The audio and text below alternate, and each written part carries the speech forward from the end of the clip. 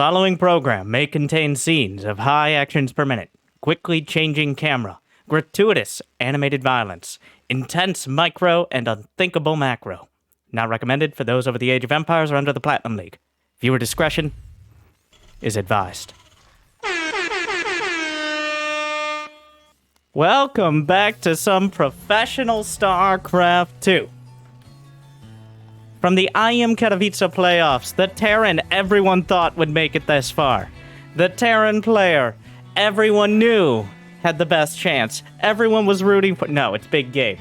Big Gabe came stomping through the group stage and through the round of 12, beating Jean. And he's up against now finally a real test. It's Solar on the other side. Perpetually one of the best Zergs in the world, but never quite the best. But we're going to be doing something different today. Instead of casting like everyone else has done, we want to learn from the best. I'm going to be casting in first person. Right now we're on the HeroMarine cam, which includes him bouncing around the camera between his barracks, his natural, his main, dragging his hand across the keyboard if you've ever watched this stream. So pretty much the only thing this has on HeroMarine's normal stream is the quality of the SC2 graphics. Otherwise, HeroMarine in his second language usually provides better commentary than I can, but we get to look from his perspective at this intense best of 5. I would say Solar on most days is somewhat favored, but then again, the fact that HeroMarine made it this far, his most of his day is spent playing Terran versus Protoss. All right, let's be honest. As the top of the ladder is usually Protoss players on Europe, so it's actually a little rare. Got to get these scores up here, obviously.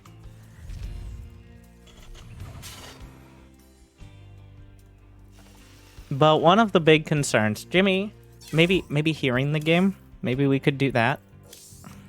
Legend has it, Big Gabe. He's so large and his resonant vibrations are so immense that he can't actually hear the game or see it. He just feels what he needs to do. Or so the legend goes. The very first Reaper heading across the map. Your usual, very meaningful harassing of the Zerglings. So this is more of a mental thing. I would say about 90... Oh my god. Well, as you might imagine, usually unless somebody loses something significant, it is mostly I'm here, I'm watching.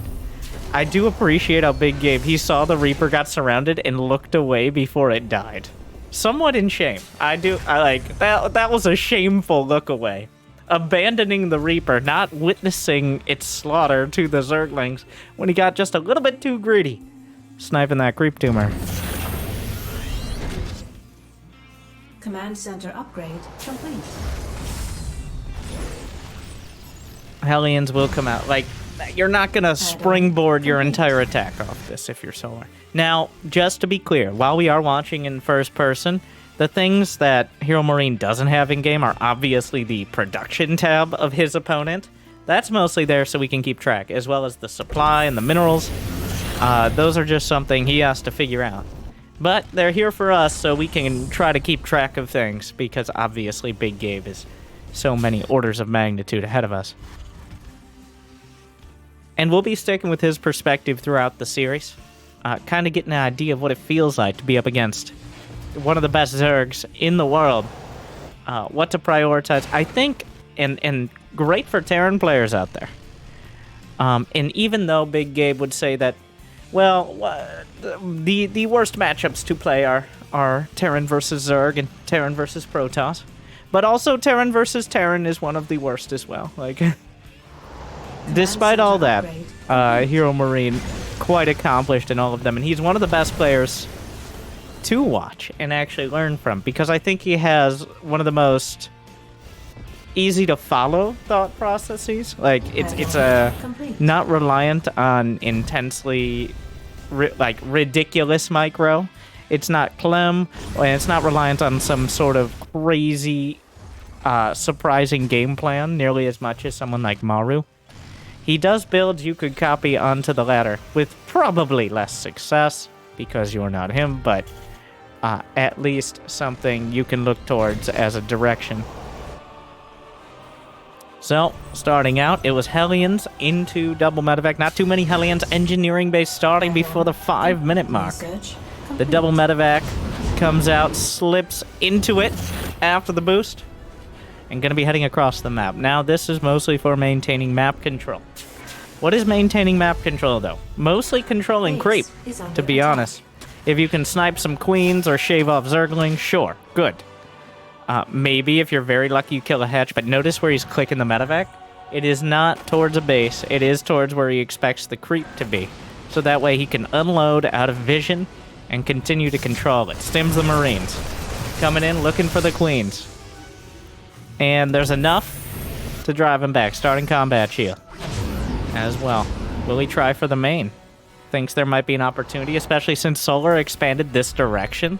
The queens are a long way from being able to hunt down the medevacs. And also the 4th base tells him there's probably not that many units ready for a counterattack, though Solar does have a Spore Crawler at the 3rd that's going to slow things down. Spore Crawler already uprooted. The queen's looking for an opportunity. Dropping and stimming simultaneously. Spots the lair timing. Gotta be careful.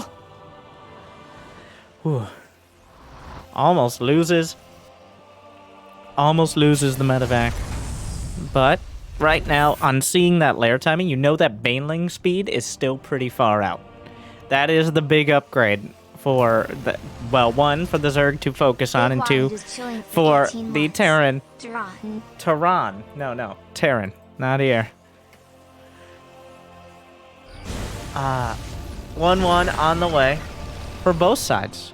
Now, Solar doesn't have to wait. He can just start his 2-2 immediately. But an armory, perfectly timed for Big Gabe. And one thing, if you are one of those Terran players to watch, especially for HeroMarine, is down here in the selection box, where you can see, even though he's microing, attacking, defending, how much else is happening. That production tab, never empty, unless something horrible has happened. And right now, Zerglings into the 3rd is definitely not the greatest thing for HeroMarine. Marines trying to join up with the 2 medevacs, gets out. He drew the queens out of position for a split second, and that's enough to get his medevacs out and join up with the other Marines. Oh, a single speed bane. +2 attack starts. The tank's moving. Oh, the tank's not moving. I take it all back. Behind this reinforcements, he spots enough. He's kind of gauging how much army supply could be across the map, and if Solar looks like he's committed, then... If Solar looks like he's committed to a big flank, there's no reason to leave units at home. You run the risk of getting overrun, and now the tank's target firing. Marines stimming back. The medevac's in position. A little bit of a bad pathing there. Loses a lot of the Marines. Even more. There's just not enough There's way too many Zerglings in Bane there. The tank gets a good shot onto the Banes, trying to split out of the medevacs, but at what cost? 2 more command centers, that's how you know. Somehow, with the split and the target fire, I take it back. Apparently that was enough. Knowing exactly when to fight. He's off a creep. He's got a shot.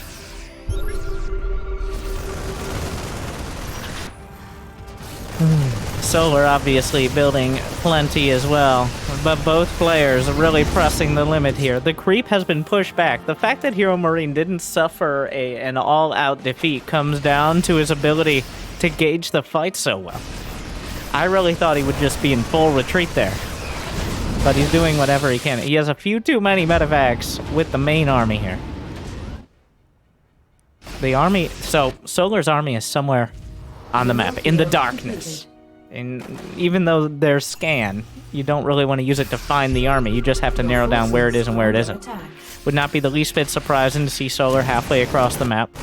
Though, if he isn't, what that means is he's teching up. And currently, lurkers are on the docket. That is the hardest part to deal with if you're HeroMarine, besides outright getting overrun. But the supply, he's kept up the supply here incredibly well. At no point has he been more than 10 or 15 behind. The worker count is 91 to 73. So HeroMarine pretty comfortable with that number. Yeah, the medevac count. Your forces. The Zerglings in the bottom right, but there are no Banelings to close the distance. That means the Marines will get the better of the fight. 3 more racks on the way, sending some drops out, queuing up Liberators as well. 1, 2, 3 prongs already set. The Fork Terran. A Ghost Academy has begun. More Widow Mines as well. Landing the CC onto the 4th. Stimming into Solar's 4th. Picks up and gets away from the Zerglings. The main thrust of the attack. Going in towards the 3rd. He's going to have to try to pick a fight. Drilling Claws is done. The Widow Mine's going to help out a lot here. Gets a decent hit. Picks up into the medevacs on the left side. Stims and splits. He is on creep though, and the Banelings can close the distance pretty quick. Decent split to start. Losing a lot of Marines. The medevacs didn't actually drop out quite yet. Another Widow Mine hit.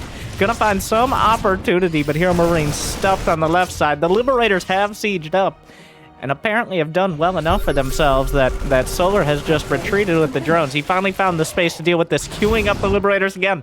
Back to the left. A planetary started. +3 attack, but he's on the clock. He has to know lurkers are coming.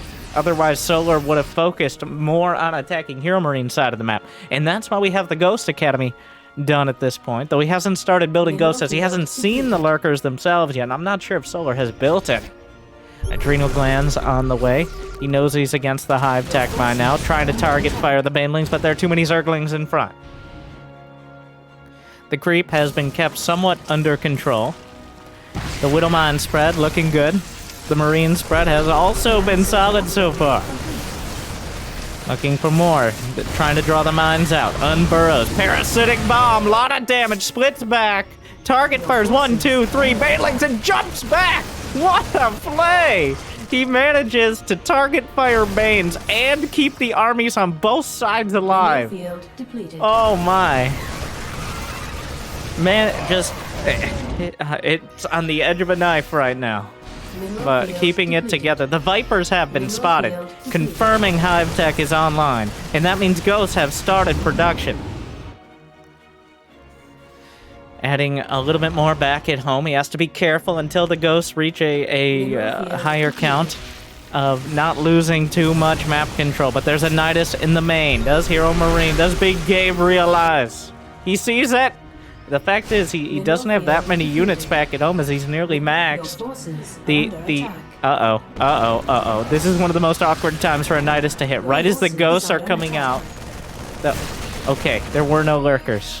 There were no lurkers in there, but the Vipers are showing up, splitting behind the Marauders, control clicking, Parasitic Bomb coming in with more, looking for more. The Parasitic Bomb, though, doing terrible, terrible damage. +3, not done. The Marines being overrun. Big Gabe hitting the left side. Liberator trying to hold, but there are far too many Hydras. Widow Mines find a little bit, but not nearly enough. Gonna lose a lot of SCVs as well. There's only so much he can do at once. He's backed up against the wall. 22 SCVs down. Loses the Marines on the other side, and just like that, the supply plummets. HeroMarine, a stalwart defense. But as soon as Solar was able to press the issue, the problem is Solar, very flexible. Very flexible. Maybe he does a lot of yoga in his spare time, but has not actually really lost any key economy. He may have lost some battles, but right now the war is going very well for him. HeroMarine forced into kind of a desperation attack with limited army supply, kind of reliant on the Liberators and the Widow Mines. EMP on the Vipers, not gonna stop the Zerglings. It's far too much! HeroMarine agrees, and game 1 goes to the Korean Zerg. 576 APM Solar. I gotta say, an incredible game from him. Look at him with all these bases. Despite HeroMarine juggling so much, he never broke through. I gotta point out one key thing was switching off of tanks, which Widow Mines can be good, but HeroMarine definitely loves his tanks. So, with jumping into game 2, I wouldn't expect tanks out of most players. Here, honestly, as a Zerg player, most players not a fan of Widow Mines. They'd much rather deal with tanks. But HeroMarine is so good at the positional tactics. That is, I'd like to see more. I just like tanks in general. Tanks are cool. Like, did you see Widow Mines in the Heart of the Swarm cinematic? That'd be like, oh, suddenly there are no Zerglings left and the Ultra gets targeted. I'm not a big fan of Widow Mines, you may have noticed. But going into Game 2. Curious Minds. Which... I'm not sure who likes this map more. It is easy enough to take 3 bases. There are 2 distinct attack paths. And then the rocks in the center. You know what really grinds my gears are when the rocks have... they have vision blockers, which I get.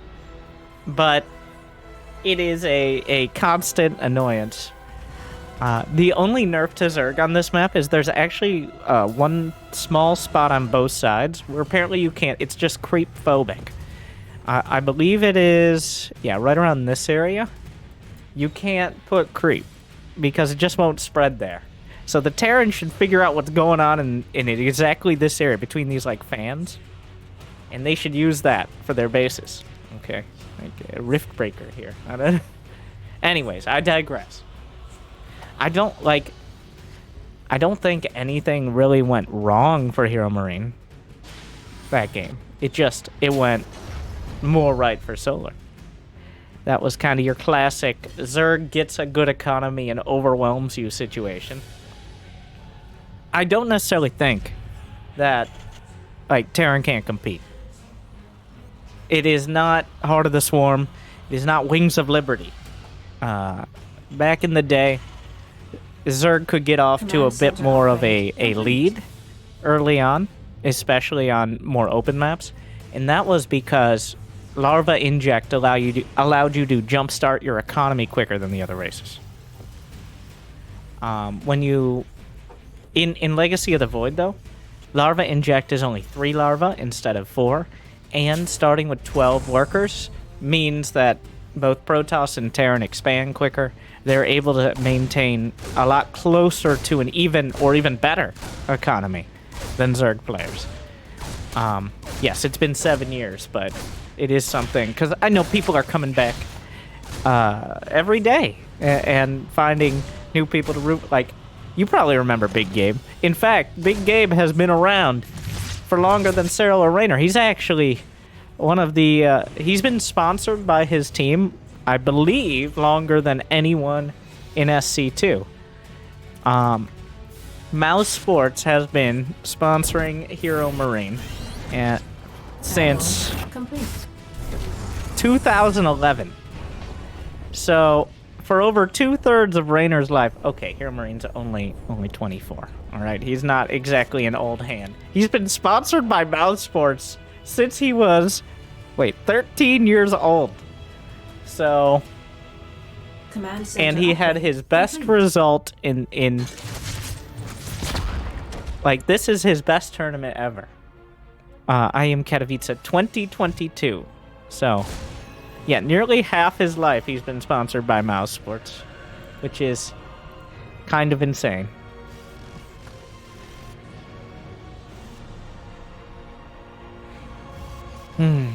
Third CC is the choice.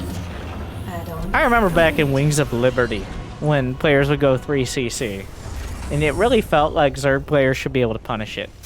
The difference back in Wings of Liberty was that mutas were a more viable option, because 1, Widow Mines didn't exist, and 2, you couldn't really get enough barracks production to automatically be aggressive unless you kind of sprinted to it and didn't go for things like Cloak Banshees.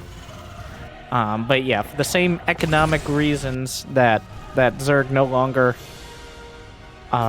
overwhelms Terran is why mutas are not usually the first choice nowadays. There are still players who, like, mutas making a slight comeback. Mutas are still good. I'd love to see a muta game as well, especially with Cloak Banshees coming out. It's just they're so risky. 1 or 2 Widow Mines, or half a dozen Marines, and a lot of your momentum and a huge investment goes the other way. But they are still the best way to maintain map control as a Zerg. I would like...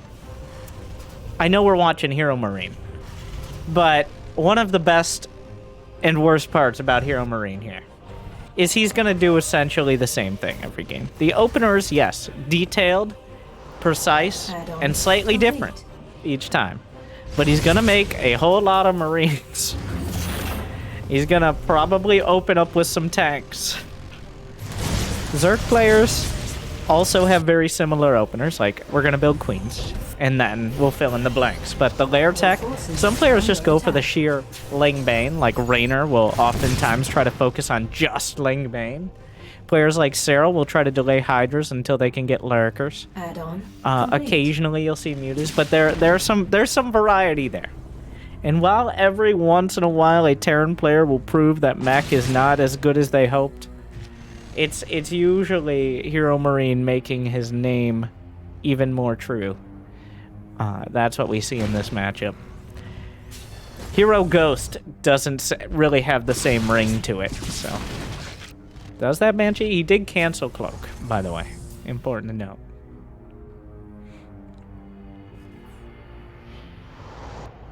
Five Overlords on the way for Solar. A little flustered. It's not that many, but usually you don't see more than 2 or 3 unless you fell a little behind on your build. Add-on complete. Research complete. Banshee looking for an opportunity. This is mostly scouting. So right now, where are the queens? Where are the queens? Where are the queens? If he can keep the queens away from, right here, this is the easiest one too. Like, the single Banshee, yes, it can kill some drones, but it drags Solar's queens and attention. And he gets a few creep tumors. It's the details. Of course, you run the risk of losing either of those things or not focusing on macro at home. Like right now, I gotta say it. HeroMarine got supply blocked when he was doing those cute moves. He has to drop a supply depot, which isn't the end of the world, but it isn't the ideal choice. And that supply depot he dropped is probably the scan he wanted to use. Yeah, now using one. So, little details. And suddenly back at home, the huge counterattack. This is forced into a semi-all-in situation with this many Zerglings. Brings the Banshee to the front. 1-1 is done for Big Gabe, though. He might be able to stand his ground since the 1-1 is not done yet for Solar. Has to retreat. It is on creep and against mainlings, especially without combat shield completed. Oh, the Chew Toy Depot HeroMarine using there, working out pretty well. Combat shield seconds away, as is +1 Carapace, though.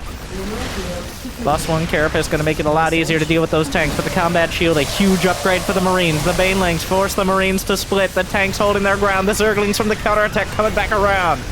Reinforcements, though, for Big Gabe into the fight. The Marine count might be high enough. The supply's not looking incredible. HeroMarine almost all in on this. The drones! The drones! He actually has to pull the drones. We'll have to see the damage dealt. 15 drones down, and he still has 58, so he had a few drones to lose. Part of the reason HeroMarine's done so well on this side is maybe he overdid it a bit. But the Marine count is too damn high, and it's just Marines at this stage. Rallied across the map. The Baneling gets a good connection. It's all on creep, even upgraded as well. The Queen's still finding some damage. The Medevac's mostly out of energy. A couple more Banelings. You gotta be careful with those things. 2-2 is coming up for both sides. Actually, just +2. Oh, it's just not quite enough for Big Gabe to break through. Drops 3 mules. And that had to be his energy, so that means no creep denial here. The Queens are sewing it together for Solar. The Marines still holding. Target fire is good. Solar forced back up against the hatch. 1 Queen down, looking for 2. 5, 4 remain. Another round of Banelings crashing through. That lack of scan and the creep really helping out here. Oh, it's so close. The supply's both under 100 as they're sending everything into the fray. Big Gabe, the production, the SCV production continuing as well. He starts towards the supply lead. He only got the +2 attack on the Marines.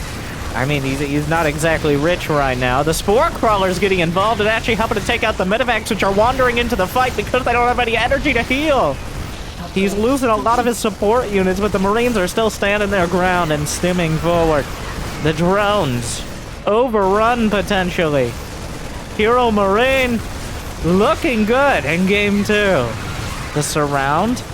Oh, the queen's holding the line, but the Liberator is chunking through him. There's not that much here. The tank almost killing the queens. Oh. 2-2 not even done. Solar on the ropes right now. Wow. HeroMarine powers through. Marine tanks a single Liberator. What a game. Just showing the strength. Wow. Inspirational, but also as a Zerg player, I do have to... as a Zerg player, I'm a little, more measured, I guess you could say. Definitely, that's rough to watch. The commitment to the counterattack, we've all been there.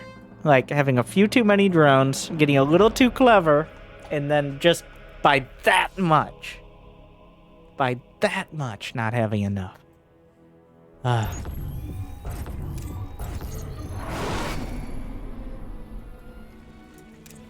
Wow.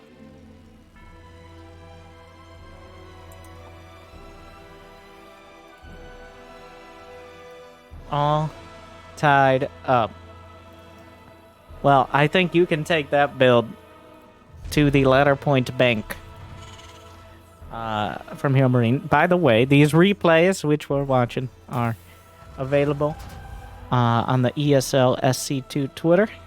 So you can, if you are truly interested, well, then you can find them and watch for yourself, because that was a build worth copying. Like, that was the simplest but most effective. And I want to point out the Banshee. The Banshee is not necessarily for doing damage.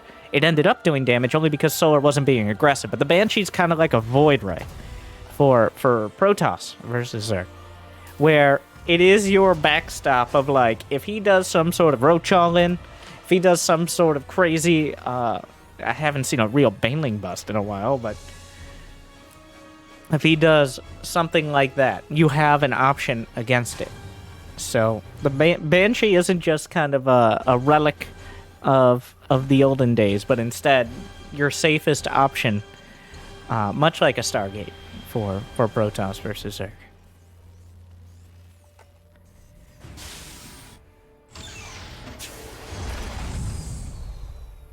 Yeah. So it's even a little more jarring. You're like, isn't this... So I will say one thing. When we're watching the replay, and it's actually amazing how we can just watch HeroMarine's camera. But for him, it's instant. Where we see him, like, moving the camera around slightly, it's much quicker for him. And it's less jarring because he expects it, right? When you're the one playing, you don't notice you're moving the camera as much.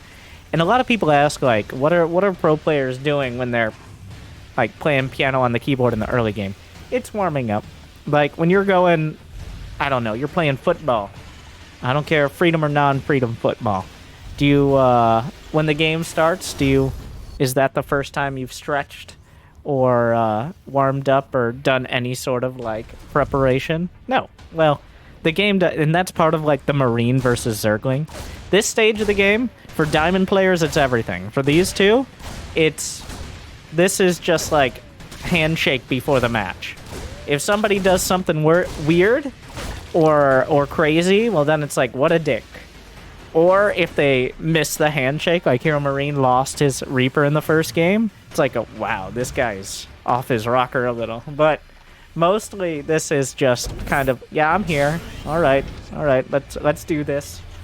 But we haven't yet reached the 500 APM zone, obviously.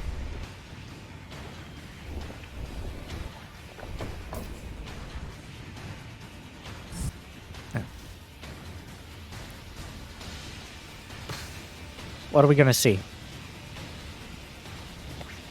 No, don't do it!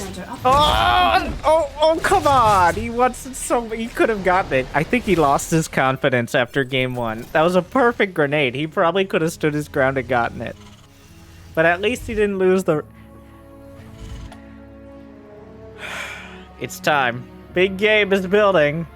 Fusion Core!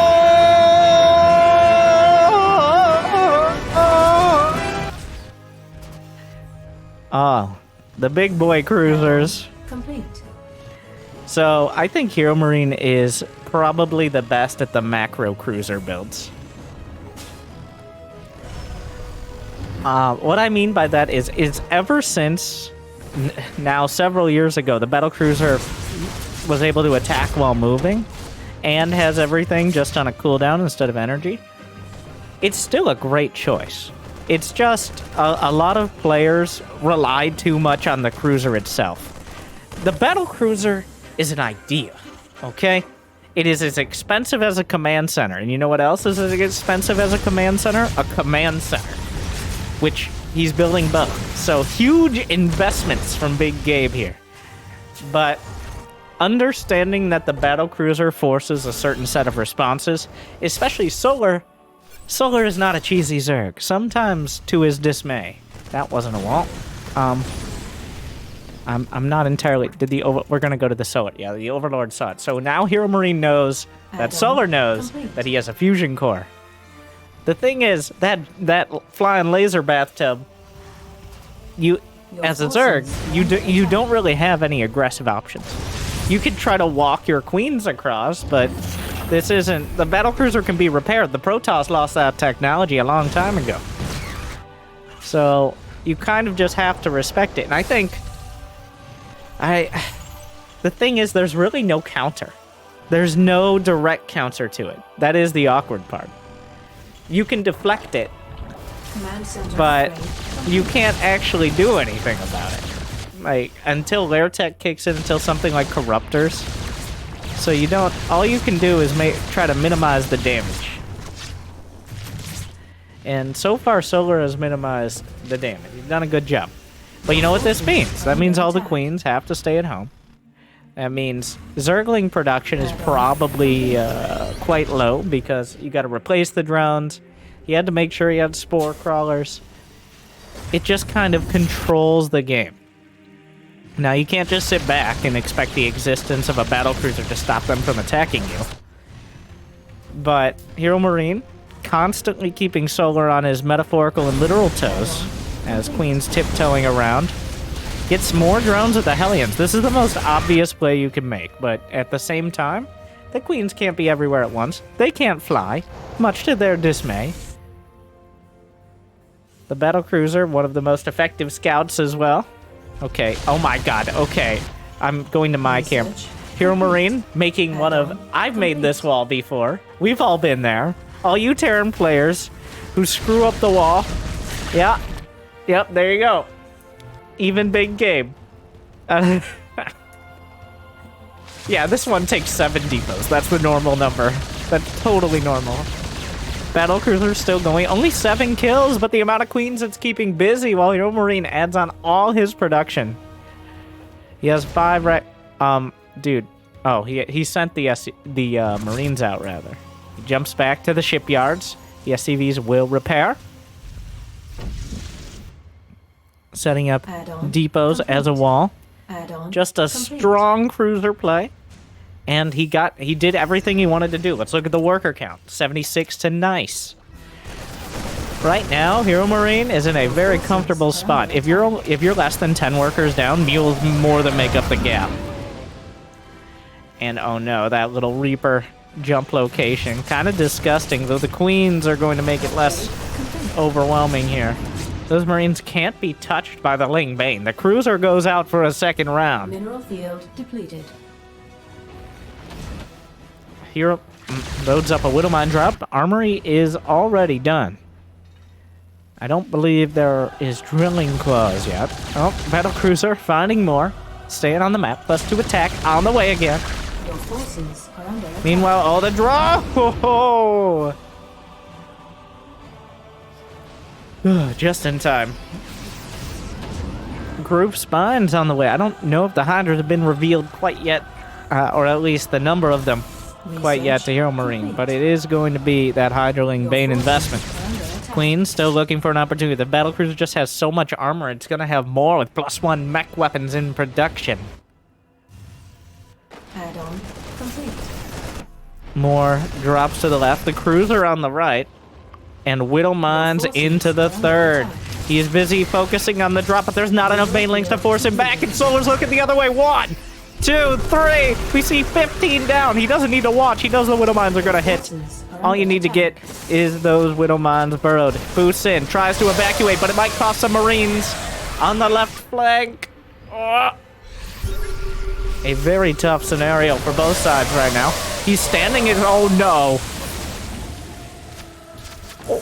Oh, he definitely overestimated the Marines in that case. He was pretty convinced he'd have enough DPS to take out most of the banelings and was just barely wrong. And he was watching too, so that was a very conscious decision. Oh god, that hurts. But you know what else hurts? Losing 10 drones to Widow Mines yet again. So even though a bunch of Marines have been destroyed, and that's they're missing in action, HeroMarine still has 20 more supply because his economy is not getting hit.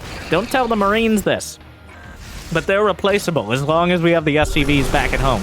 And Solar has not been able to execute any counterattacks, partially because of the bio pressure and partially because the cruiser. Right now, oh, Ricky, the accidental swarm host, is being built as well. That's how much pressure Solar is under. Bringing out Ricky, and he's not even maxed. What was it? Brenda, was I an accident? Yes, definitely. No, it happens every time, though. Upgrade complete. Plus 2 done now. Oh, Ricky, no! Caught in the center of the map. Oh. Ghost Academy's on the way, and now the double-pronged attack begins in earnest. No longer just a battle cruiser, but instead, well, he jumps the battle cruiser back to defend. One size fits all, even if that size is almost as large as Gabe himself. Enough Marauders to soak some of the baneling hits the bio army. I'm not sure how many Marines are over there, but Solar still has a supply deficit to contend with. He doesn't, neither player knows it, of course. They just have to take educated guesses. Oh, HeroMarine forced back. The Widow Mines forced to burrow. Some of them scuttling away. Overall, Solar holding strongly, and now he's got 5 bases to work with. HeroMarine on a 4th. Where's the planetary? There it is.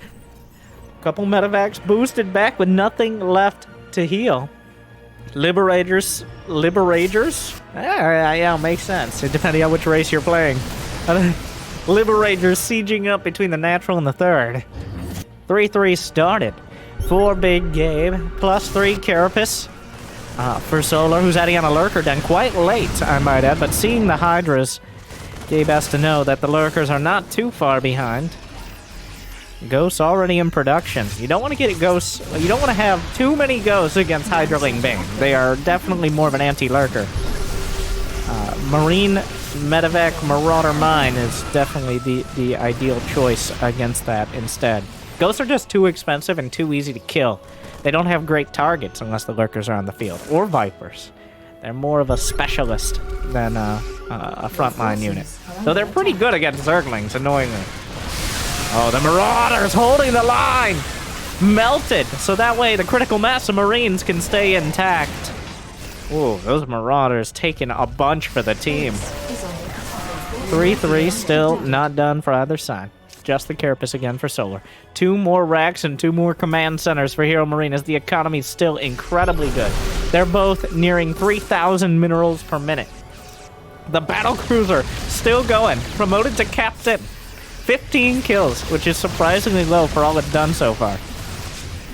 HeroMarine taking the low ground here. It's a difficult location for Zerg to hold without overwhelming forces. It's going to require a flank, and the battle cruiser is still relatively uncontested. Just a constant massive thorn in Solar's side, though the Hydras would be enough to kill it if they could just isolate it. Oh, that's a lot of Zerglings. That's a lot of Banelings. That's a lot of Hydras. Too much for Big Gabe's taste. Oh, Widow Mine, Burrows. A big hit is not going to be big enough. He has way too much to contend with. Parasitic Bomb splits the medevac across. The rocks will protect him for now, but not forever. Another fight in the center of the map. The ghosts added into the army, so we're going to have to respect them. Sniping the Hydras is on the table. The Widow Mines are recharging. A few more command centers looking for an opportunity to participate. Widow Mine finds a connection. Ghosts at the front as well. A maxed out army for both sides. How many workers? Solar only has 6 more. Huge armies for both players. Looking for whatever he can. Right on the edge of the creep. Only a few marauders stay on it. Parasitic bomb being used. Ghosts actually at the front. Has to pick up on the right flank. And Solar will overrun HeroMarine. Add-on complete. There just wasn't enough to hold the line. He was forced to retreat. The Viper's breaking the medevacs. He actually doesn't have that many medevacs left. The Hydras must have picked off a couple on top of the parasitic bomb. Retreats to his production here. He's got like 15 production facilities, and they're constantly pumping. He's building like 25 supply right now. 4 marauders. Okay, 8.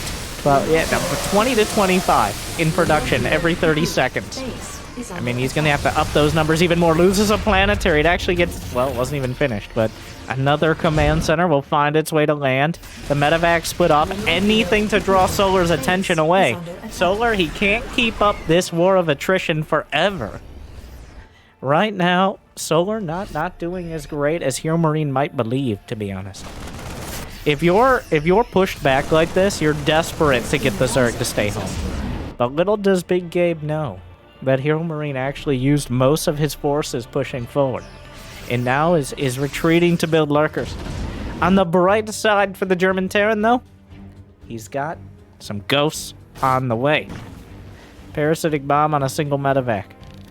It is kind of a struggle to play without a Spire as a Zerg player. But enough Vipers will do the trick.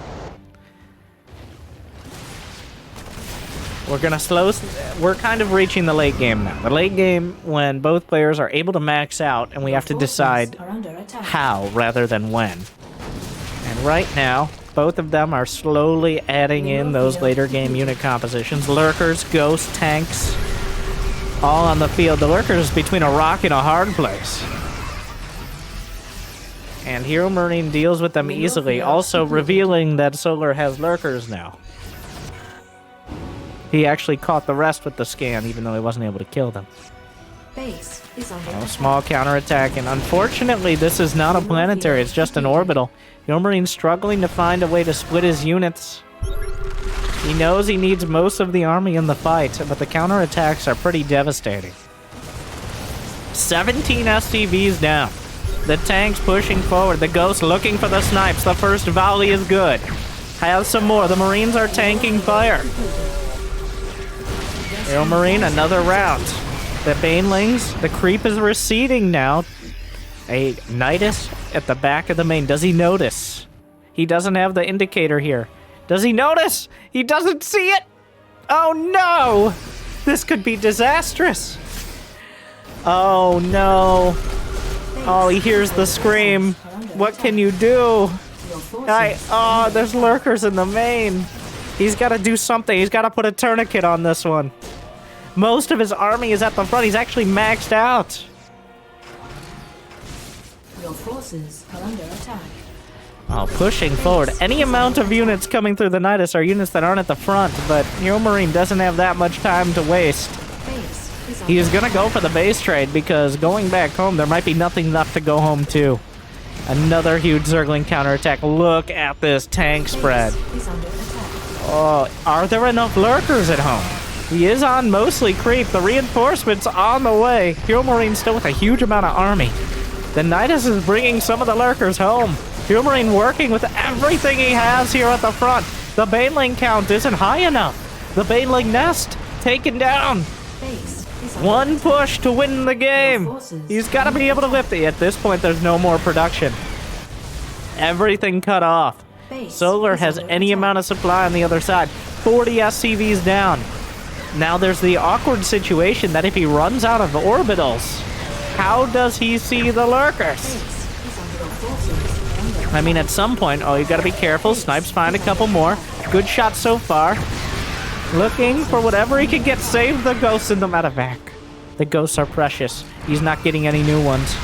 Solar on the brink here. He doesn't... Anything in HeroMarine's base is stuck there now.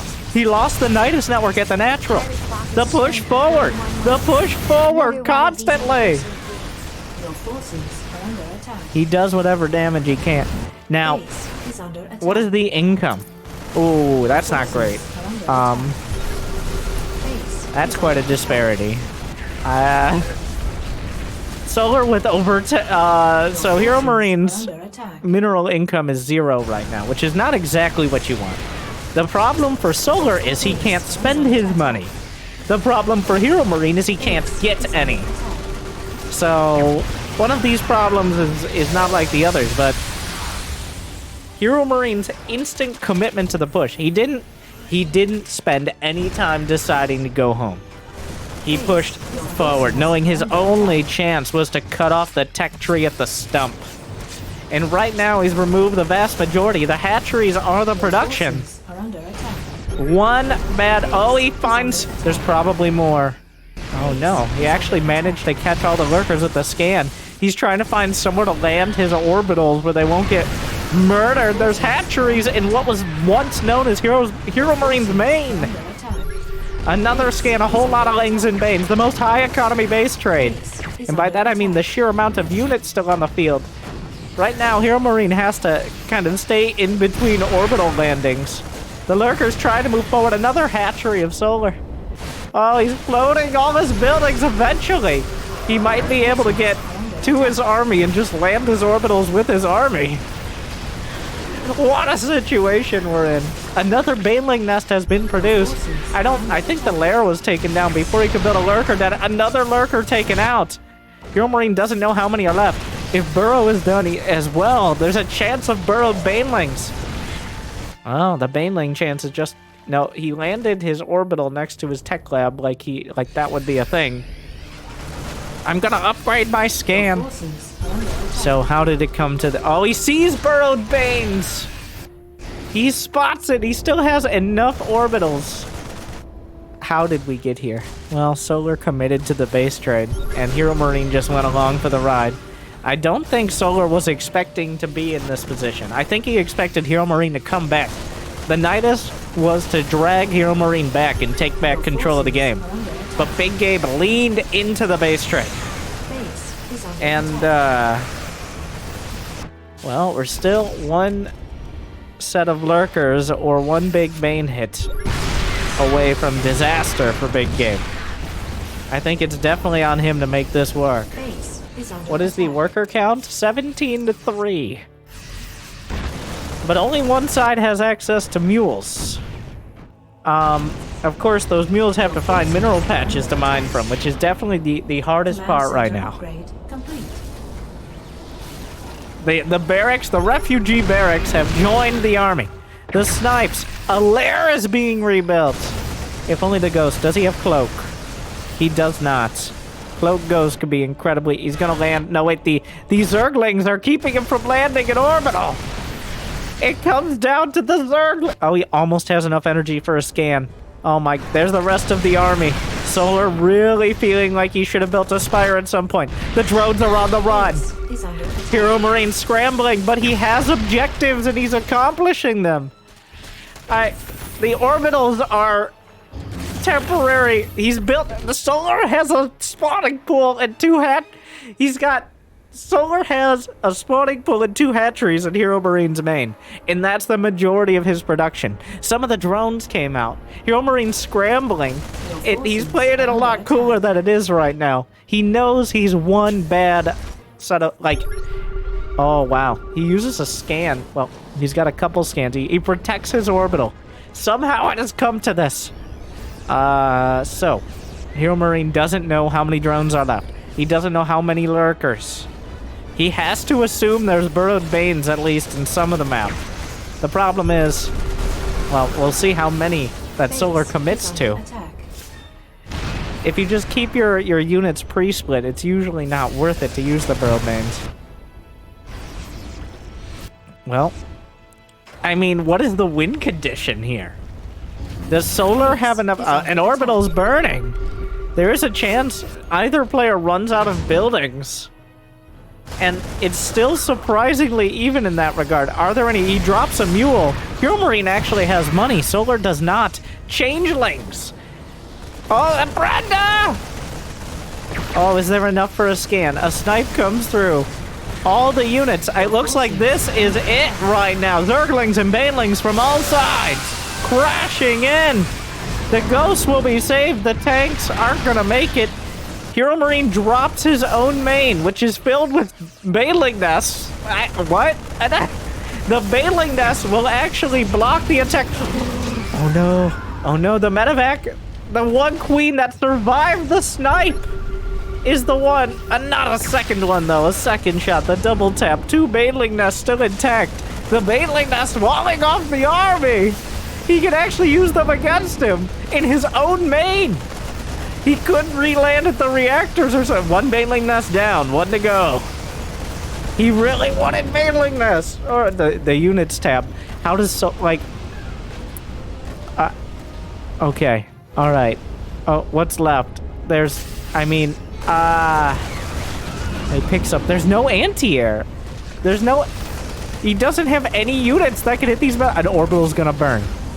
Oh, he's landing the barracks as a wall! There goes the orbital, though. Every orbital down is less scans for the handful of banelings. And I mean, he can fight. He's landing somebody. He's sniping banelings. You gotta be careful. Solar has no money. What?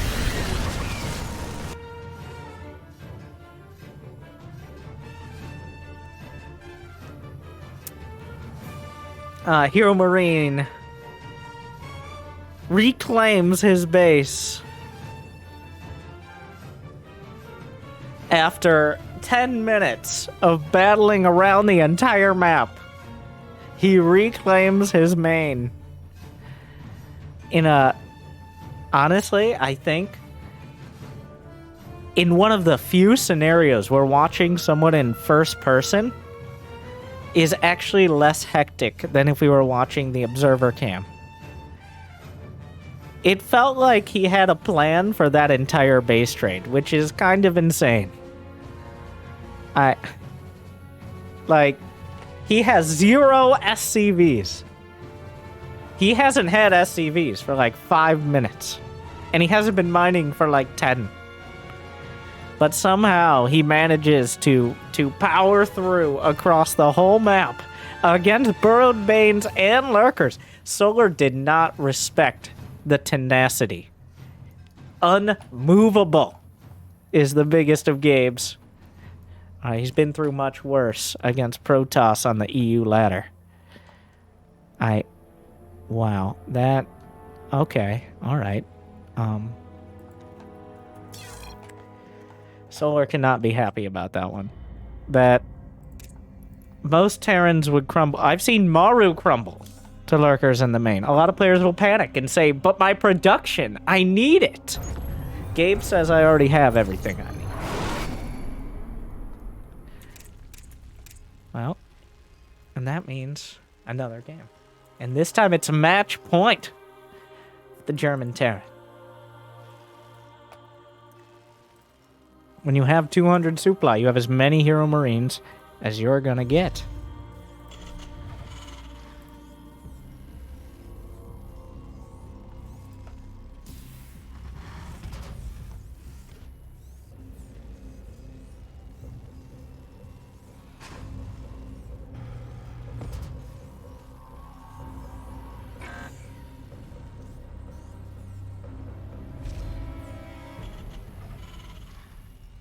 I don't know. I still have to recover from that one.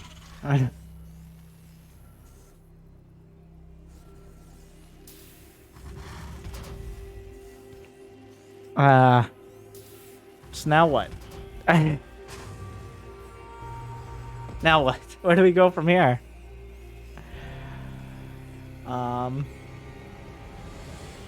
Nice standard macro game. There is something to be said. I do guarantee you, Big Gabe is a grinder.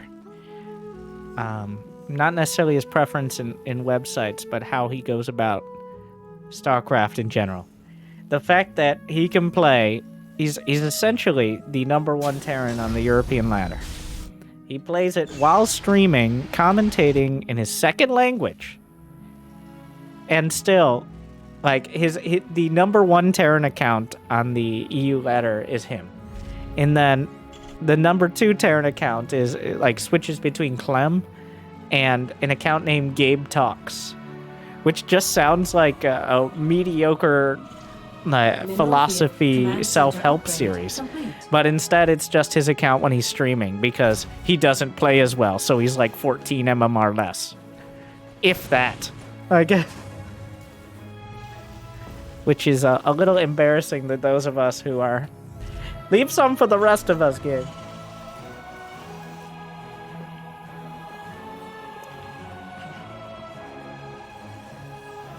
Next time on Gabe Talks, why Terran requires significantly more skill than Protoss, just inherently, and with every minute the game passes, it requires doubly as much, leaving us with an order of magnitude more skill required.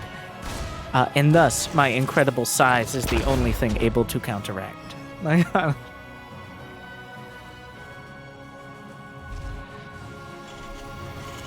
Yeah. Wow, what a crazy game we had. Maybe we'll do... No, 3CC and 3 Hatch. These two. These are probably the least... Even less than, like, Cyril. These are the 2 least cheesy players of their rate. I think Solar will do a Night Assailant or something every once and again. Big Gabe, he'll proxy Rex, but it's like, in this way I can get my factory more safely and macro it out from there. But 3 CCs up against the quick... Oh, he gets the Tuma!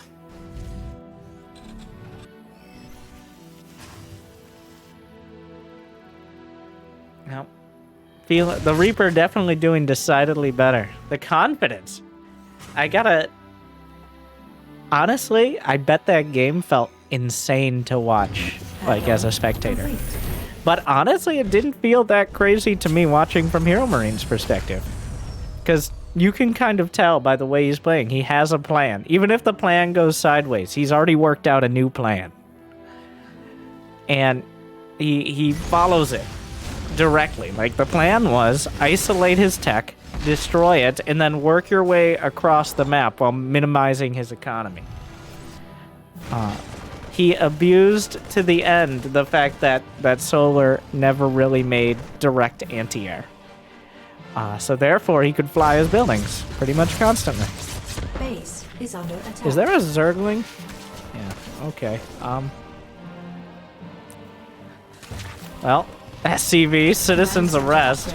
Not sure how the Zergling got in. I mean, I guess the door was open.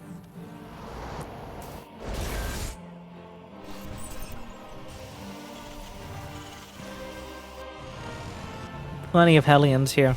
And going with the Banshee. Double Banshee. And despite the fact it's been scouted, opting for the cloak. He faked the cloak the last time he went Banshee.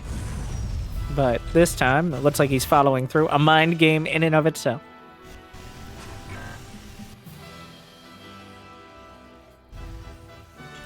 NG Bay time? Let's see how quickly. I'd love to... It's not mech, obviously. Yes, he has 2 more racks and stim on the way. Mining through the mineral wall. NG Bays, Evo Chambers. We got a macro game on our hands. Who would have thought?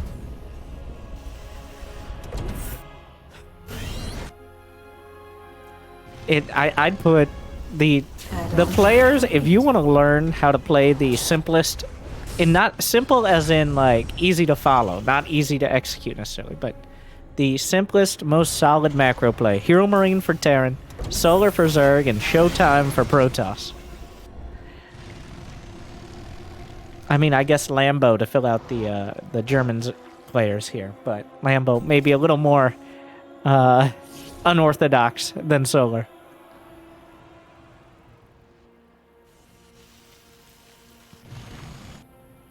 The Banshee's cloak by the 4th. He's actually going for drones with these. Complete. Oh, he gambled that Solar wouldn't...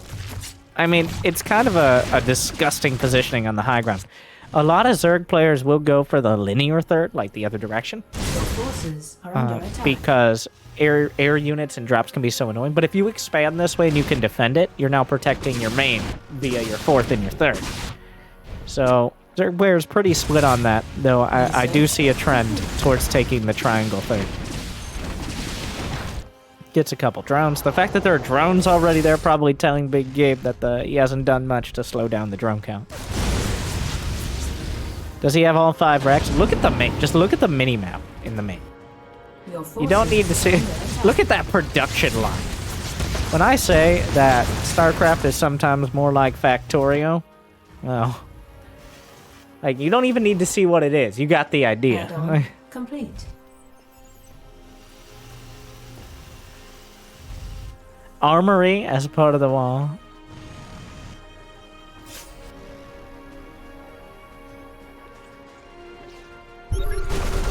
Combat shield's still pretty far out, so it's going to be hard to stand and fight with the Marines. The medevacs come to evacuate. Hellions looking to drive back the creep, but Solar has held strongly on all fronts. His creep is doing quite well. His upgrades have some parity. He's getting a Hydraless Den. HeroMarine doesn't seem inclined to move out, at least not until that combat shield is done. He's adding... Oh, it's Octo-Rex. So full-on Marine tank. Research complete. Just maximum Marine tank 3 base production. So this is I want to destroy you with 2-2. Max out with 2-2 and kill you before you can get lurkers. Whoa, he canceled the reactors. He's all in on this. I mean, it's a very high economy all in, but it's essentially a I will kill you before lurkers kind of situation. I'm going to put on so much pressure. He's building as many Marines pretty much as you can build Zerglings. Solar making 8 more drones. Of course, HeroMarine doesn't see that, but that may end up being a mistake. He's targeting the 4th, the production facility that is the hatchery. 12 Marines at a time. He's going to max out by like 9 minutes, and that's while putting on pressure. And that's while he's lost Marines. So far, he's lost 17 units. If he hadn't lost any, that'd be 200 supply at like 8:30. A Marine here or there, it adds up, but not nearly enough to slow him down. You know, it does slow him down is getting supply blocked at 189, but close enough. God, that's a huge army out of Big Gabe.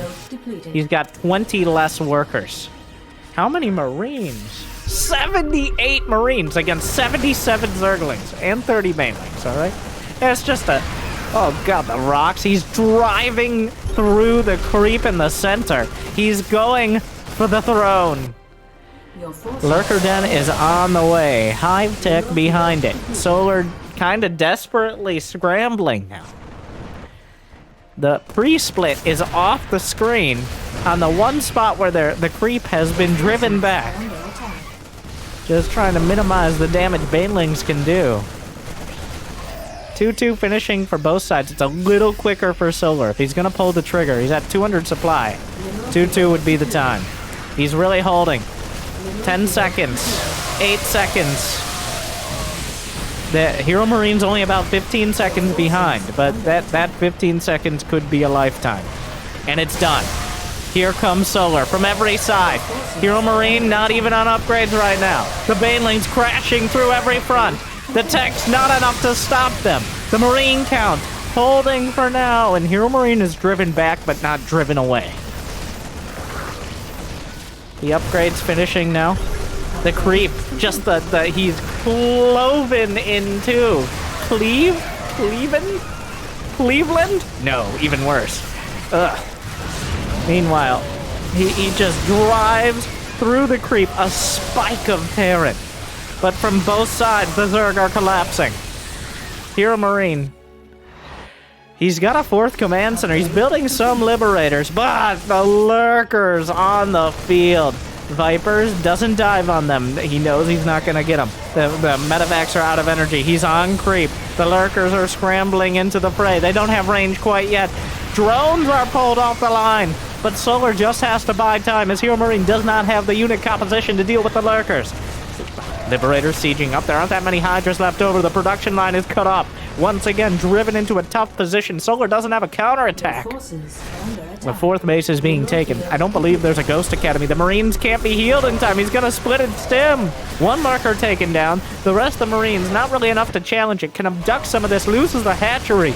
Liberator's dragged into the fray. Actually come back out. He gets one Liberator out. But right now, HeroMarine is stepping on the creep. Lurker moving forward. The anti-air is limited, but just enough to drive this back. And HeroMarine, he's done some damage, but can he follow through? Neither player is opting for the +3 upgrades. I'm pretty sure that command center is a little off-center, and I'm pretty sure HeroMarine is as well.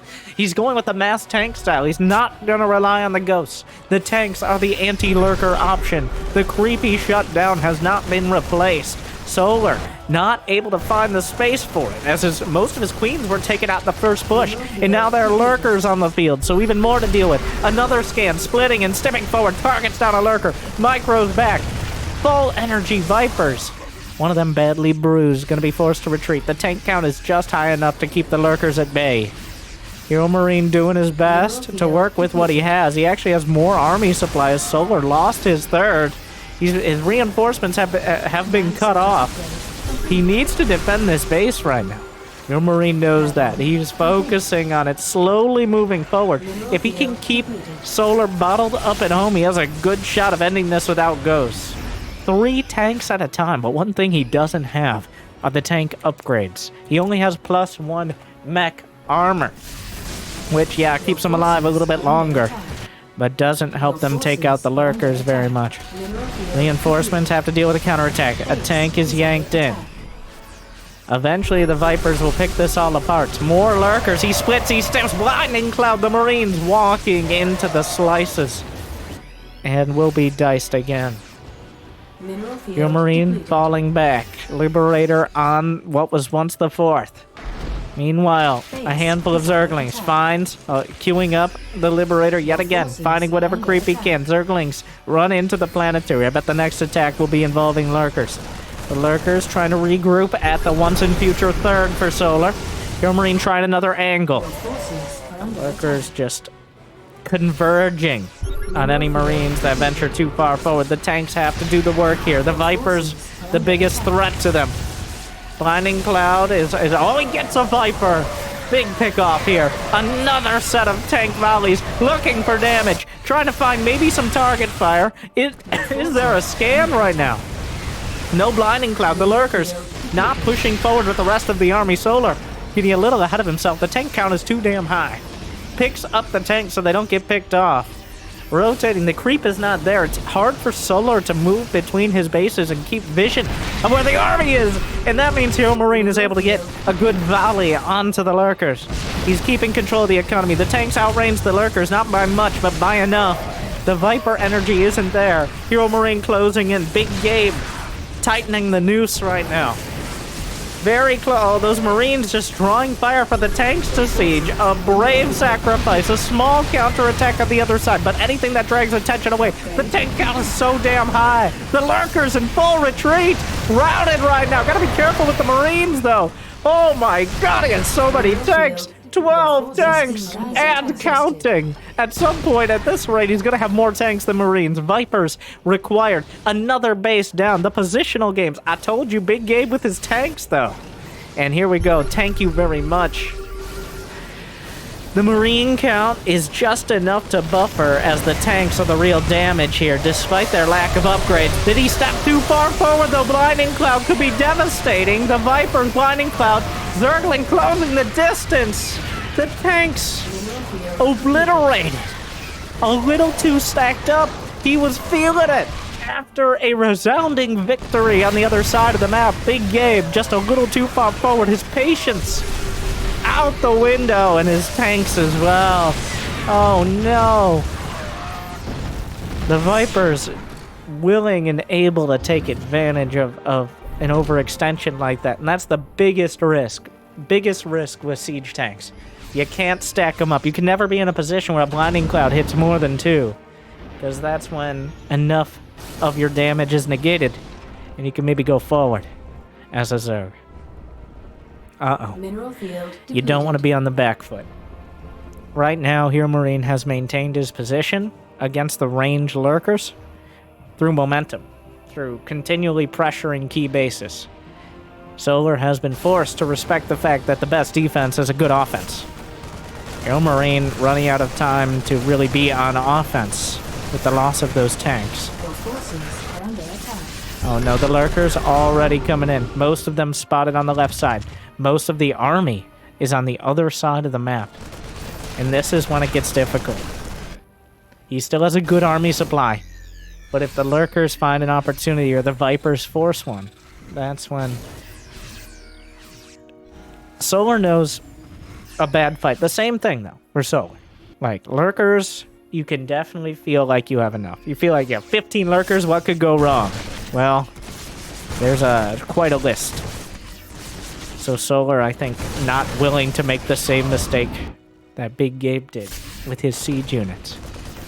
He knows that once he defends, he has map control. He knows that once he defends, he can respread the creep. Anytime Big Gabe moves out, he threatens a counterattack. Really? It's not on the Zerg to do anything aggressive until ghosts hit the field. The ghosts and whittling down the ghost count is when it becomes important for the Zerg to try to find good fights. Until then, it's the Terran who has that obligation. Because the ghosts are the only thing able to really force the lurkers reliably out of position. A Nidus that almost undid him in the last game. Your forces are under attack. But not this time. The tanks are good, but Vipers can deal with them directly. That is the only difference. Exhausted.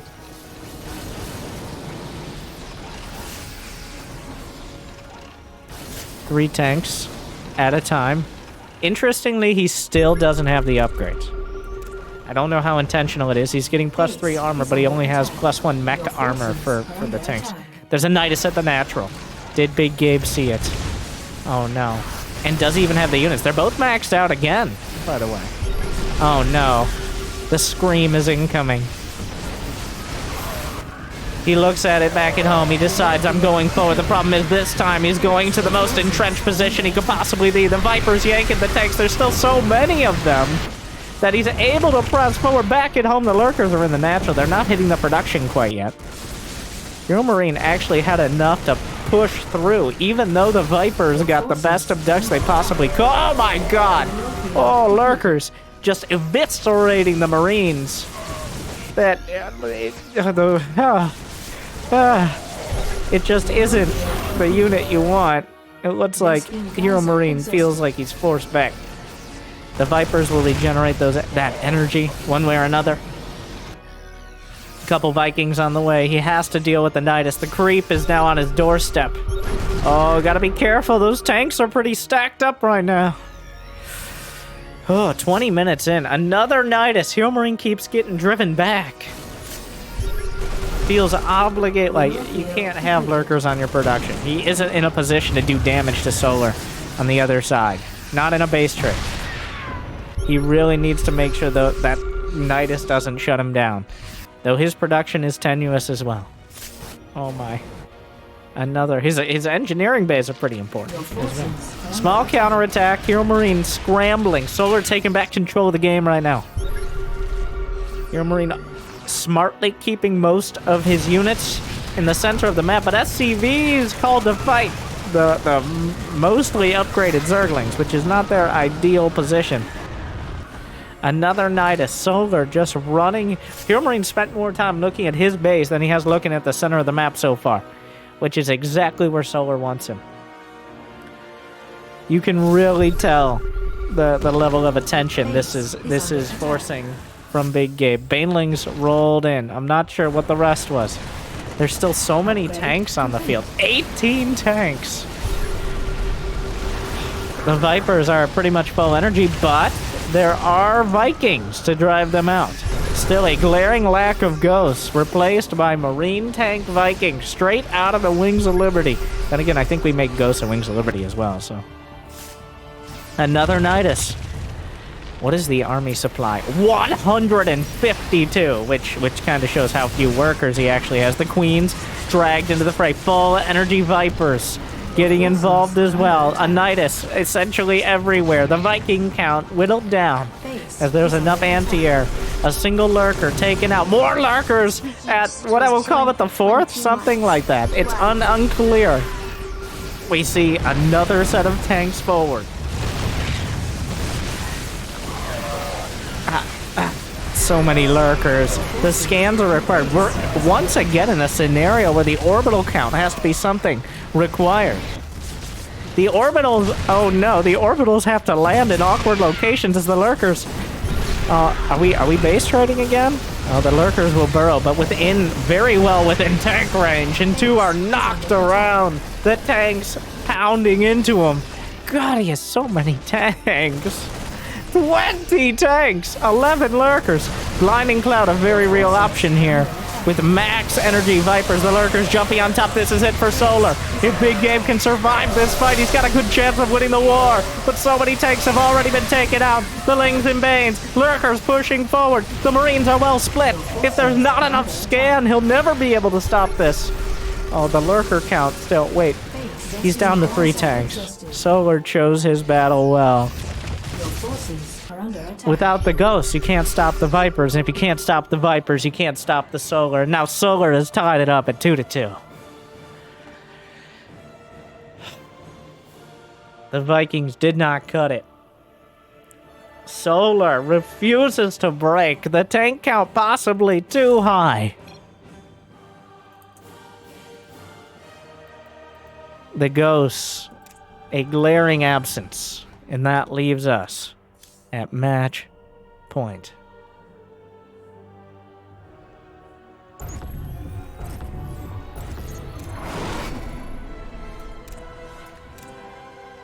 I'm always both impressed and disgusted by how well those tank pushes do. Like, on one hand, I'm like, oh my god, Marine tank is still the best. It's the best. At the same time as a Zerg, I'm like, Marine tank is still the best?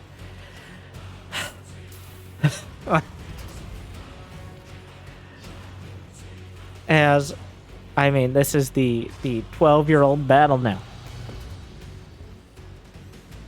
I love HeroMarine, sticking to it. And I think a lot of people just don't build enough tanks. Like, they'll build 4 or 5, and they'll call it a day. Enough that one blinding cloud can take out half their tanks, or they can be overrun. There is a critical mess. I think, at no point did HeroMarine feel like the game should go on much longer. Like, he never got the mech weapons upgrades. He never got ghosts. You get those things if you expect the game to last 5 more minutes. The thing is, every couple minutes was a fight that could have ended the game right there. Like, if the lurkers get fully taken out by the tank push, HeroMarine wins. If the blinding clouds are too good and HeroMarine's out of position, Solar wins.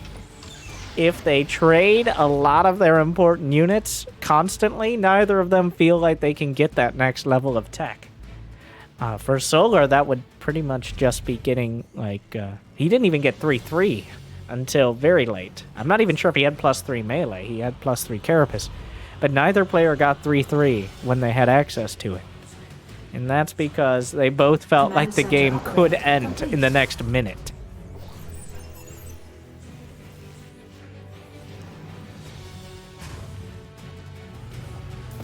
We do have the Reaper going out, doing its thing. We're gonna dance again. It's been 3cc every match for the biggest of Gabes. Honestly, this would be a great match to watch Solar's perspective as well. You made it this far, you want to see the Zerg version? Well, we'll probably do the Zerg version for the finals, but if you enjoy this, make sure to smash that like button, subscribe. I know it's probably background noise by this point, but I mean, it definitely is a lot more educational to watch from this perspective. It's hard to keep up. You were warned. You made it this far. especially in the early game, it can really turn you off with the amount of bouncing around between all the production facilities. But this is how these players play. And if you can kind of adjust to it, then it's a lot easier to learn from this perspective, I think, than from just watching, I don't know, a normal cast, if you would. Because you see what the players are seeing, what they're focusing on. Like, for example, I think Zerg players can take a lot away from last game. Even though we were watching Big Gabe's perspective. Did you see how well those Niduses did? How much time he had to spend just dealing with the constant Nidus in the back of his base? At no point, like, was he able to really focus because of that small attack. But at the same time, Solar struggling because of the full tank commitment. So maybe something many players don't consider is just 12 tanks, because it feels like 3 or 4 tanks don't really cut it. And they're not like Widow Mines. You can't make a couple and be like, that's enough. They definitely are more of a critical mass unit.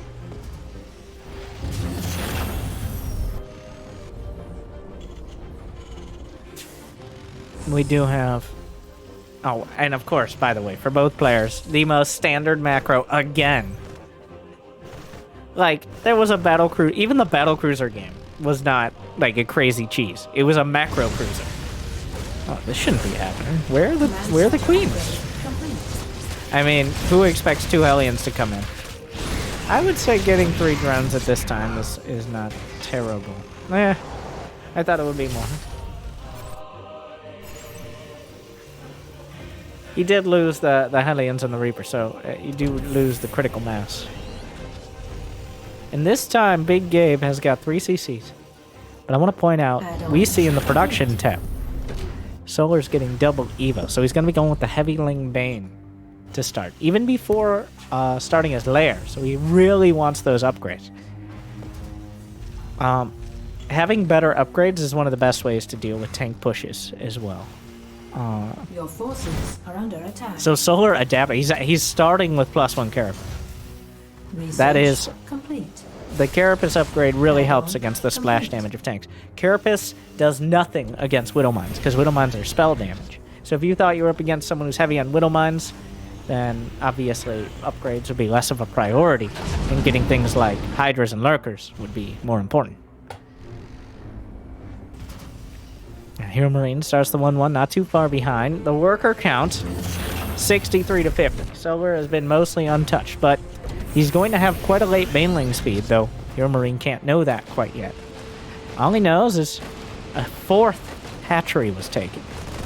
So he should, and it's kind of on him to put on some pressure. And these first 2 barracks and their medevacs will be how that pressure gets exerted. Just slips up into him, like riding a bike. Into a medevac very quickly, and then dropping out again. These players, like, it's so intimidating. I do feel a lot better when occasionally, even like Big Gabe will accidentally load like 4 Marines into a medevac just because he misclicked on it. Because so much of the time they make it seem like it's not relatively complicated to do this level of medevac micro. They give a false impression of how easy it is to look that smooth. Because for most people, slow is smooth and smooth is fast. It's just they've gotten... This is slow for them.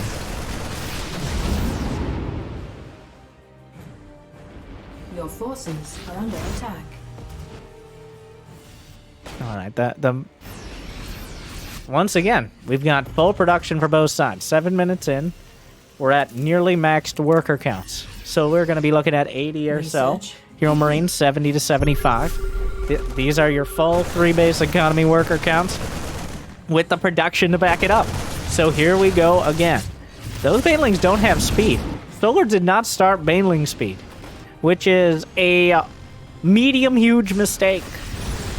Actually, it's a huge mistake. What is he doing? He messed that. He might not have noticed. He had to have noticed. Those are slow banes. Complete. You have to get Baneling speed. What? Now, once again, HeroMarine doesn't know this. He's just happy about it. He's like, oh, Banelings without speed? Okay, alright, fine. Oh my god. That's a huge deal. HeroMarine gonna be thanking his lucky StarCrafts. I mean, this push is still very strong. Banelings with or without speed, but he's assuming right now that Solar is waiting for it. He's gonna be waiting a while. That Marine count.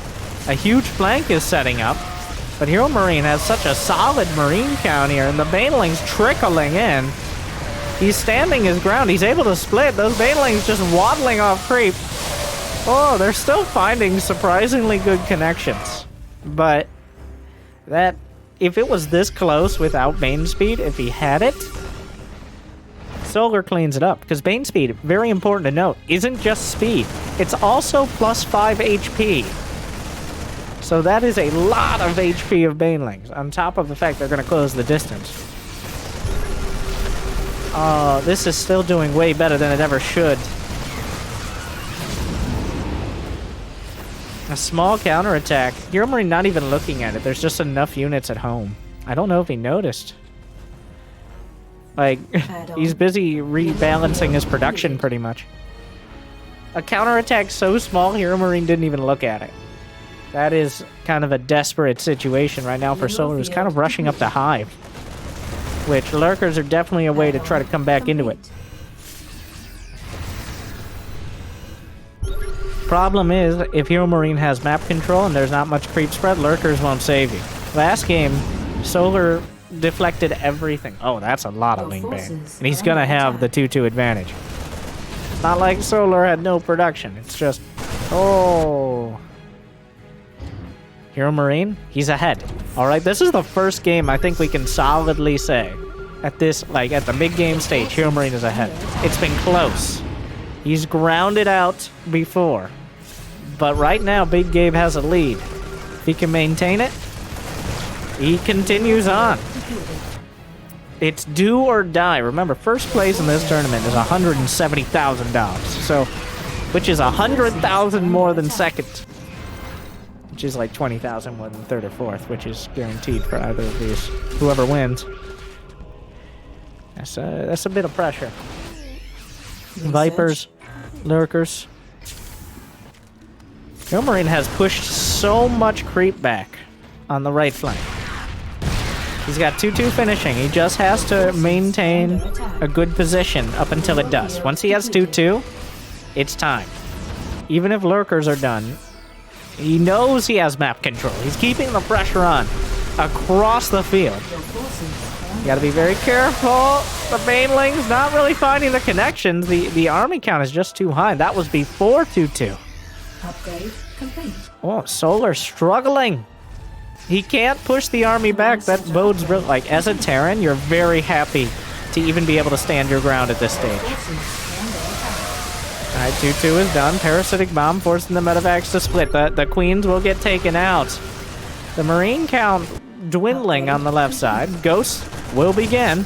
Not going to delay on the Ghost Academy. Actually, it's a little late this time, but overall, definitely not ignoring it. Into the fourth, into the natural. Solar splitting pretty well, but he's targeting the base. HeroMarine will trade a dozen. Oh, no, no, no, no, ma. The Widow Mine finds a nice connection. He gets the fourth, and right now, HeroMarine has more economy. The drone count is 75, but he doesn't have 75 worth of drone, like, mineral patches to mine from. Lurkers are being built at the front. Not the ideal location. Transfuse immediately on the Queen as it gets hit by a Widow Mine. Another connection. The mines get better and better the less attention Solar can pay to them. Finally, the lurkers are done. I believe they have the range. Evo Chamber taking out the natural. Zergling scrambling back to defend, but Big Gabe has control of the situation. Picks up and gets out again. He needs the ghost. The lurkers will stabilize Solar for now. You can't... Are you going to split and stim on lurkers? Yeah. I don't know. I don't know, Gabe. I don't know about that one. I mean, maybe once, but not again. As long as he doesn't repeat that, he's going to be okay. The Viper itself, potentially vulnerable, will start consuming. Mineral field depleted. You got to test once, like, are lurkers still good? Yep. As long as it doesn't cost you your whole army, it's all right to give it a quick test. Mineral field depleted. Ghost Academy. Well done. Well done. Well and done. Ghost already on the field. 4 at a time being produced. Mineral field depleted. 3-3. Wow. The 3-3 quite delayed. Does Solar have it? No, he wasn't able to start it. He's only got +1. He's got +1. He's got +2 melee, +1 ranged, and +2 carapace. I got there. As well as the lurker ups. HeroMarine will eventually fill in the 3-3, giving him that advantage. Widowmine, Unburrow. The lurker, still a threat. And this is where a lot of Terrans will struggle. This is the hardest part. The hardest part of a game you're winning is closing it out. HeroMarine still has the advantage. He needs to beat the lurkers, though. And the lurkers have a lot of potential. A little bit less with every set of snipes. It only takes 2. A couple lurkers go down. The drops are still dragging enough of Solar's army back. He can't concentrate everything on crushing HeroMarine. If you look at the supplies, you can see how much pressure he's putting on, but Solar is doing his very best to make sure it's not overwhelming. Parasitic Bomb, dangerous, but he splits in time.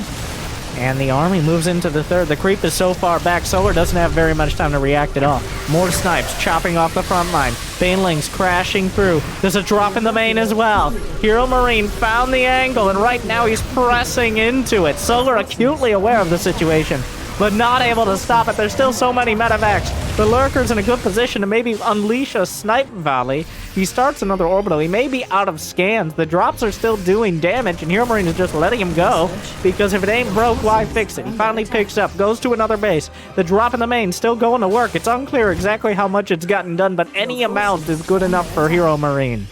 Where are the scans? Oh, several lurkers, but they're not all lined up, so the ghosts can work their way through them. The volleys are good! Gets every single lurker! The base, most of the economy! HeroMarine! The ghosts, more than enough! Anitis, who cares where it is? There's not enough in it right now to make the difference! Another base! Another game. GG! Solar taps it out. HeroMarine, with his most dominant game in Game 5, grabs a hold of the lead. Solar, honestly, a bit of choking. Baneling speed is required. Baneling speed is needed. There's a reason every one of your units has a speed upgrade. Forgetting it is not a mistake you can make against a player of this caliber. And Big Gabe springboarding off that lead and never giving up control of the map, just showing how to claim it. Terran and Solar apart. Jimmy. Well, what a series. I think something to be learned from both sides. Even though Solar didn't win, I think Zerg players can take away a lot of the value of Hive Tech. Hero of All One is chilling for 28 months. Jimmy. Great games. I don't care how many months. Big Gabe has been playing StarCraft with mouse sports since he was 13 years old. Now at the old age, essentially retirement age of 24. And if that makes you feel bad because you're one of the vast majority of people watching this older than that, well, like and subscribe, ring the bell. Turn on those notifications. Check out more videos. I'm sure we'll have plenty. Did you know I did a Big Gabe build order guide against Protoss just a few weeks ago? You're like, this is 2025. Well, just assume it's still good because Terran never changes. Well, what a series. Congratulations to Big Game. Good fight by Solar. Good luck. Have fun. I'll see you next time. Stay chill.